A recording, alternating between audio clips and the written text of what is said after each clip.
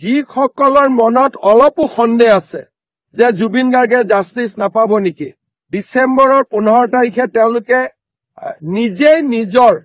statement বদলাব লাগিব আৰু তেওঁলোকে ক'ব বাধ্য হ'ব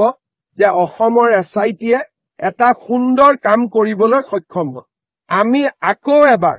মানুহক আমি প্ৰমাণ কৰিম যে আমি কিমান কমিটেড আৰু কিমান সিৰিয়াস সোশ্যাল মিডিয়াটো জাষ্টিস ফৰ জুবিন গাৰ্গ লিখিলেতো নাপাব জাষ্টিস দিবৰ কাৰণে কোনোবাই দিনে ৰাতিয়ে পৰিশ্ৰম কৰিব লাগিব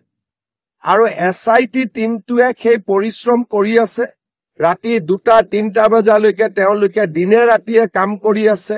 electronic evidence medical evidence cross examination কোৰ্টৰ পৰা কোৰ্টত 164 ষ্টেটমেন্ট ৰেকৰ্ডিং নীৰৱে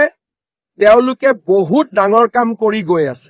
সিংগাপুৰ চৰকাৰে এমলেট মিউচুৱেল লিগেল এছিষ্টেন্স পিপিৰ অধীনত আমাক তেওঁলোকে পোষ্টমৰ্টেম ৰিপৰ্ট সাগৰৰ লগত জড়িত তেওঁলোকৰ নীতি নিয়মসমূহৰ বিশদ বিৱৰণ আৰু টক্সিকোলজি ৰিপৰ্ট তিনিটাই আমাক পঠাই দিছে যিটোৱে আমাৰ ইনভেষ্টিগেশ্যনত বহুতখিনি সহায়